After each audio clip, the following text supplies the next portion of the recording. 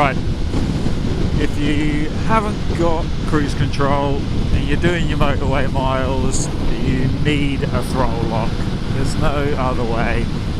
It's, you know, you could do 10-20 minutes holding the constant throttle, no problem, but it doesn't matter who you are, your right hand is gonna get tired of holding that constant grip and that constant position. There's loads of different types of throttle grips. I've got the one over here. Let me move my, oh, there you go, can you see it? Kaoko, and it just fits like a normal bar end, and it has a friction wheel to hold the throttle, so you can tighten or slacken that friction wheel as you go to give it more or less resistance. So it can work, you know, locked solid, but you can also quickly override it, and absolutely no worries. So at the moment I haven't got it on, so if I let off the throttle, there you go, engine braking straight away. But if I then roll this over, hang on, this is the annoying bit, getting it set up is difficult, right? So we set too much. If I now adjust that, tighten that up, right, now you can see no hands. What are we at? 66, 65. If I give it a little bit more, tighten that up, where are we? 70. Okay, knock that back a little bit. Good. And here we go. And now I can just hover my hands and no problem at all.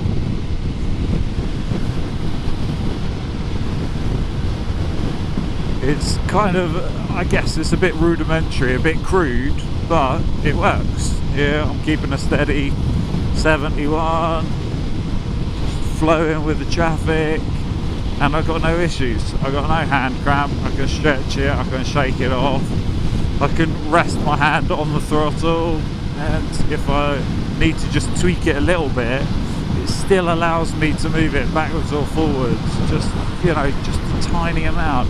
And I found with the previous throttle lock that I used, which locked against the brake lever, that it didn't allow me much adjustment. So it was kind of set, and, you know, whatever you set it at, that was it. So, you know, it's swings and roundabouts, I guess. These are not cheap, these throttle locks. Someone told me at one of the bike meets that you can get a cheaper version from AliExpress, but this one is the official Kaoko, or however they say it. I think it's worth the money if you're doing a lot of motorway miles. Seems silly that cruise control is not standard on motorbikes. It's another thing where they're just lagging so far behind cars for so many years now. It's pretty much standard on anything you buy, because every vehicle has got a digital speedo, it's got digital drive-by-wire, you know, digital accelerators or digital throttle bodies. It's all electronically actuated.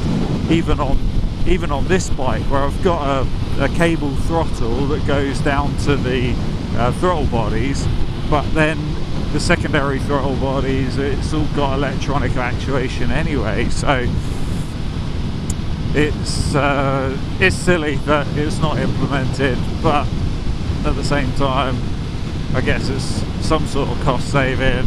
You know, have to put that extra switch there. Right, there we go, we're going down a steep hill, so the throttle lock, the cruise control, just slowly started to creep up the speed, so I just knocked it forward a little bit. If you don't mind the speed going up and fluctuating a bit, then it's no big deal, you just leave it, and you know, you gain a bit of speed on the downhills, lose a bit of speed on the uphills. But